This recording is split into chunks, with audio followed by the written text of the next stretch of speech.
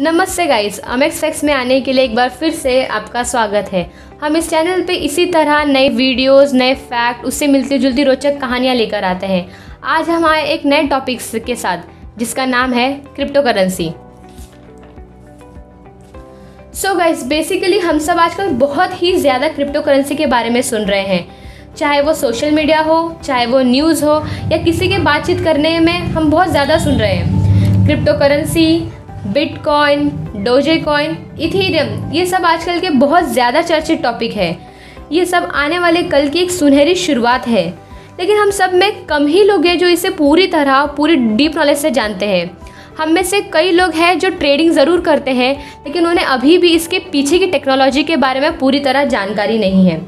तो आज इस वीडियो में आपको इसी के बारे में बताने का हम पूरी तरह प्रयत्न करेंगे। क्रिप्टो करेंसी के पीछे है एक टेक्नोलॉजी जिसका नाम है ब्लॉकचेन, जो आने वाले बिजनेस लीडर हो, फाइनेंशियल लीडर्स हो, एंटरप्रेन्योर हो, इनके लिए एक नई दिशा है जो देश को आगे लेकर जाएगी।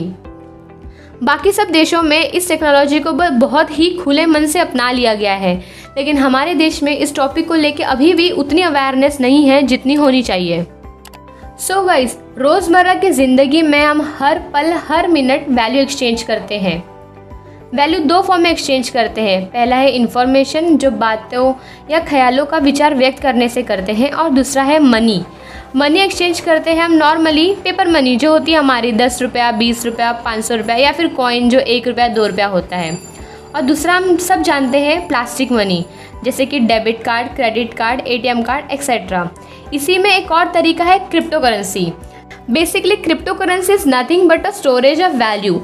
क्रिप्टो करेंसी एक अलग जरिया है जो वैल्यू होल्ड करके रखता है, जिसका कोई फिजिकल एग्जिस्टेंस तो नहीं है, जिसका पूरा वजूद सिर्फ ऑनलाइन है।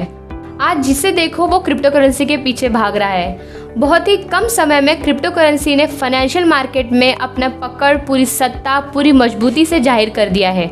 चूँकि क्रिप्टो करेंसी को डिजिटल मनी भी कहा जा सकता है, क्योंकि ये केवल ऑनलाइन ही उपलब्ध है और इसे हम फिजिकल लेन देन नहीं कर सकते।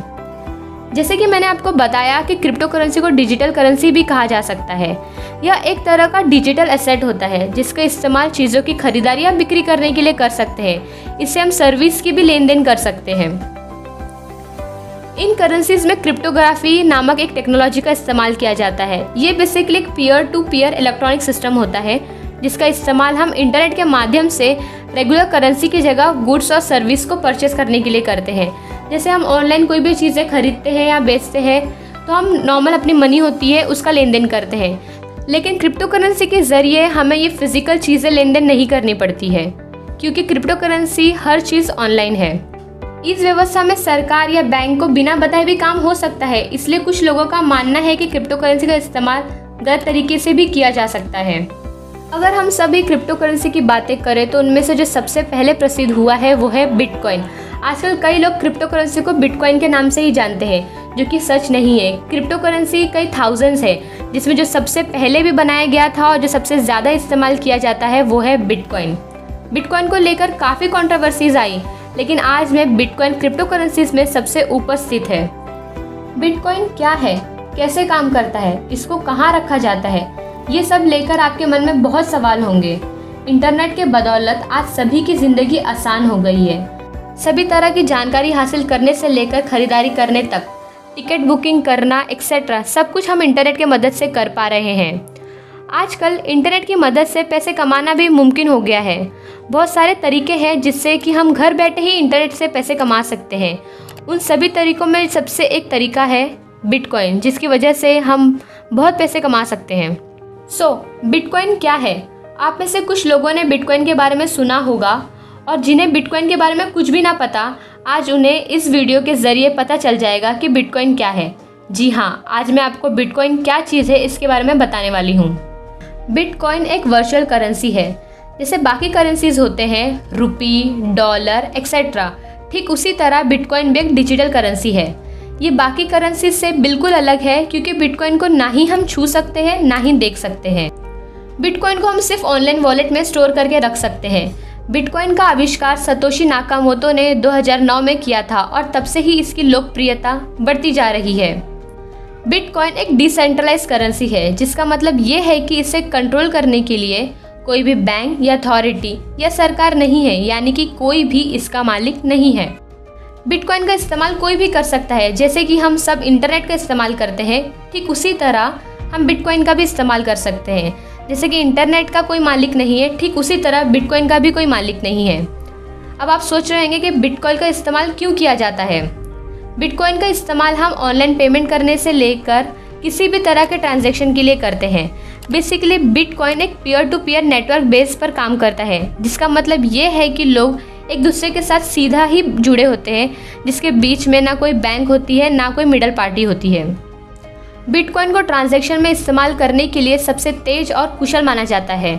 आजकल बहुत से लोग बिटकॉइन को अपना रहे हैं, जैसे कि online developers, entrepreneurs, non profit organization इत्यादि। और इसी की वजह से बिटकॉइन का इस्तेमाल पूरी दुनिया में ग्लोबल पेमेंट के लिए किया जा रहा है। जैसे बाकी करेंसीज को इस्तेमाल कर हम ऑनलाइन ट्रांजैक्शन करते हैं, तो बैंक के पेमेंट प्रोसेस को हमें फॉलो करना होता है, तभी जाकर हम पेमेंट कर पाते हैं। और हमें किए गए हर ट्रांजैक्शन का हिसाब हमारे बैंक अकाउंट में मौजूद रहता है, जिससे कि ये पता लगा जा सकता है कि पैसे कहाँ और कितने खर्च किए गए हैं। लेकिन बिटकॉइन का तो कोई मालिक नहीं है, इसलिए उसके साथ किए गए ट्रांजैक्शन एक पब्लिक लेजर, जिसे हाइपर लेजर कहा जाता है, रिकॉर्ड होकर, जिसे ब्लॉकचेन कहते हैं। हाइपर लेजर पर बिटकॉइन के साथ किए गए सभी ट्रांजैक्शन डिटेल स्टोर होकर रहते हैं, और वही ब्लॉकचेन इसका प्रमाण होता है कि ट्रांजैक्शन हुआ है या नहीं। बिटकॉइन वॉलेट क्या है? बिटकॉइन को हम सिर्फ इलेक्ट्रॉनिकली स्टोर करके रख सकते हैं, और इसे रखने के लिए बिटकॉइन वॉलेट की ज़रूरत होती है।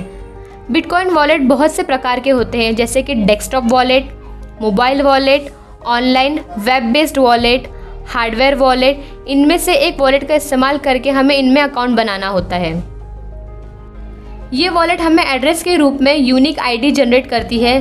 जैसे कि मान लीजिए आपने कहीं से बिटकॉइन कमाया है और उसको आप अपने अकाउंट में स्टोर करना है, तो आपको वहाँ पर उस एड्रेस की ज़रूरत पड़ेगी, और उसी की मदद से आप बिटकॉइन को अपने वॉलेट में रख सकते हैं। इसके अलावा अगर आपको बिटकॉइन खरीदना है या बेचना है, तो आपको बिटकॉइन वॉलेट की ज़रूरत पड़ती है। और इसके बाद आप जो बिटकॉइन बेचते हैं, उसके बदले आपको जितने भी पैसे मिलते हैं, वो आप अपने बैंक अकाउंट में भी ट्रांसफ़र बिटकॉइन वॉलेट के ज़रिए करवा सकते हैं। बिटकॉइन कैसे कमाएं? बिटकॉइन को हम 3 तरीके से कमा सकते हैं। पहला तरीका ये है कि अगर आपके पास पैसे हैं, तो आप एक बिटकॉइन सीधे कीमत देकर खरीद सकते हैं। ऐसा भी नहीं है कि अगर आपको एक बिटकॉइन खरीदना है तो आपको पूरे के पूरे कीमत देने होंगे। आप चाहे तो बिटकॉइन की सबसे छोटी यूनिट, जिसे सतोशी, भी खरीद सकते हैं। जैसे हमारे भारत में 1 रुपये में 100 पैसे होते हैं, ठीक उसी तरह बिटकॉइन में 10 करोड़ सतोशी होते हैं। तो आप चाहे तो बिटकॉइन सबसे छोटी रकम सतोशी खरीद कर धीरे धीरे 1 या उससे ज़्यादा बिटकॉइन जमा कर सकते हैं। जब आपके पास बिटकॉइन मौजूद हो जाएगा और उसका प्राइस बढ़ जाएगा, तब आप उसे बेचकर ज़्यादा से ज़्यादा पैसे कमा सकते हैं। दूसरा तरीका ये है कि अगर आप ऑनलाइन किसी को भी सामान बेच रहे हैं और उस खरीदार के पास बिटकॉइन मौजूद है, तो उसे आप पैसे के बदले बिटकॉइन में ले लो। ऐसे में आप उन्हें वो सामान भी बेच देंगे और आपको बिटकॉइन भी मिल जाएगा, जो आपके बिटकॉइन वॉलेट में स्टोर होकर रहेगा। आप चाहे तो बाद में बिटकॉइन को दूसरे व्यक्ति को ज़्यादा दाम में बेचकर मुनाफा भी कमा सकते हैं। तीसरा तरीका है बिटकॉइन माइनिंग का। इसके लिए हमें हाई स्पीड प्रोसेसर वाले कंप्यूटर की ज़रूरत पड़ेगी, जिसके हार्डवेयर भी अच्छा होना चाहिए। हम बिटकॉइन को इस्तेमाल कर सिर्फ ऑनलाइन पेमेंट करने के लिए करते हैं, और जब कोई बिटकॉइन से पेमेंट करता है तो उस ट्रांजैक्शन को वेरीफाई किया जाता है। जो इन्हें वेरीफाई करते हैं उन्हें हम माइनर्स कहते हैं, और उन माइनर्स के पास हाई परफॉर्मेंस कंप्यूटर और जीपीयू होता है, और वो इसके ज़रिए ट्रांजैक्शन को वेरीफाई करते हैं। वो ये वेरीफाई करते हैं कि ट्रांजैक्शन सही है या नहीं, इसे किसी भी तरह से हेराफेरी तो नहीं की जा रही है। इस वेरिफिकेशन के बदले उन्हें कुछ बिटकॉइंस इनाम के तौर पे मिलते हैं, और इसी तरीके से नए बिटकॉइन मार्केट में आते हैं। ये कोई भी कर सकता है। इसके लिए हाई स्पीड प्रोसेसर वाले कंप्यूटर की ज़रूरत पड़ती है, जिसे खरीदना हर किसी के बजट में नहीं होता है। जैसे हर देश में करेंसी को 1 साल में छापने का एक सीमा होता है कि आप बस इतने नोट 1 साल में छाप सकते हैं, तो ठीक उसी तरह बिटकॉइन के साथ भी कुछ सीमाएं हैं कि सिर्फ 21 मिलियन से ज़्यादा बिटकॉइन मार्केट में नहीं आ सकते। यानी बिटकॉइन की सीमा बस 21 मिलियन है, उससे ज़्यादा बिटकॉइन कभी भी पाया नहीं जाएंगे। अभी भी बात करें तो मार्केट में करीबन 13 मिलियन बिटकॉइन आ चुके हैं, और नए बिटकॉइन जो है वो अब माइनिंग में ज़रिए आएंगे। अब आप सोच रहे होंगे कि बिटकॉइन इस्तेमाल करने के फ़ायदे क्या हैं। तो आपको फ़ायदे गिनवाते हैं। पहला फ़ायदा, यहाँ पर आपका ट्रांजैक्शन फ़ी क्रेडिट कार्ड और डेबिट कार्ड के पेमेंट करने से मुकाबले बहुत ही कम होता है, कई बार नहीं भी होता है। दूसरा फ़ायदा, बिटकॉइन को आप दुनिया में कहीं भी और कभी भी बेच सकते हैं बिना किसी परेशानी के। तीसरा फ़ायदा, यहाँ पर बिटकॉइन का अकाउंट ब्लॉक नहीं होता है, जैसे कि कभी कभी किसी कारणवश बैंक हमारे क्रेडिट या डेबिट कार्ड को ब्लॉक कर देते हैं, तो वो समस्या यहाँ नहीं होती।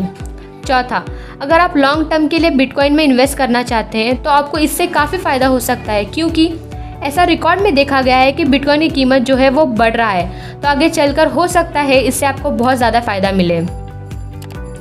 पाँचवा, बिटकॉइन के ट्रांजैक्शन में कोई भी सरकार या अथॉरिटी जो है वो आपके ऊपर नज़र नहीं रखती, तो बहुत से लोग हैं जो इसका इस्तेमाल गलत काम करने के लिए करते हैं, तो ये उनके लिए फ़ायदा है। ये तो हो गए फ़ायदे। अब हम गिनते हैं नुकसान क्या है। पहला नुकसान, यहाँ पर बिटकॉइन को कंट्रोल करने के लिए कोई भी अथॉरिटी, बैंक या सरकार नहीं है, तो इसकी वजह से बिटकॉइन की कीमत में काफ़ी उतार चढ़ाव भी होते हैं, तो ये थोड़ा सा रिस्की हो जाता है। दूसरा, अगर आपका अकाउंट कभी भी हैक हो जाता है तो आप अपने सारे बिटकॉइंस खो देंगे और इससे वापस भी नहीं लाया जा सकता है, इसमें आपकी कोई मदद भी नहीं कर पाएगा। तीसरा, क्रिप्टो करेंसी में एक बार ट्रांजैक्शन पूर्ण हो जाने पर उसे रिवर्स कर पाना असंभव होता है, क्योंकि इसमें वैसे कोई ऑप्शन ही नहीं होते हैं। चौथा, अगर आपका वॉलेट की आईडी खो जाती है तो वो हमेशा के लिए खो जाती है, क्योंकि उसे दोबारा प्राप्त करना असंभव है। मुझे पूरी आशा है कि मैंने आप लोगों को क्रिप्टो करेंसी क्या है इस टॉपिक के बारे में पूरी जानकारी दी है, और मैं आशा करती हूँ आप लोगों को क्रिप्टो करेंसी के बारे में समझ में आ गया होगा। अगर आपके मन में अभी भी कोई भी डाउट है तो आप कमेंट सेक्शन में मेंशन कर दीजिएगा, मुझे समय मिलते ही मैं उसका जवाब दे दूँगी। अगर ये आपको वीडियो पसंद आई होगी या फिर आपको ज़रा भी हेल्पफुल होगी तो आप प्लीज़ हमें लाइक, शेयर और सब्सक्राइब करें। इसी तरह आप हमें सपोर्ट करते रहिए ताकि हम इसी तरह के नए नए टॉपिक को लेकर आते रहें और आपकी मदद करते रहें। वीडियो में आखिरी तक बने रहने के लिए आपका धन्यवाद।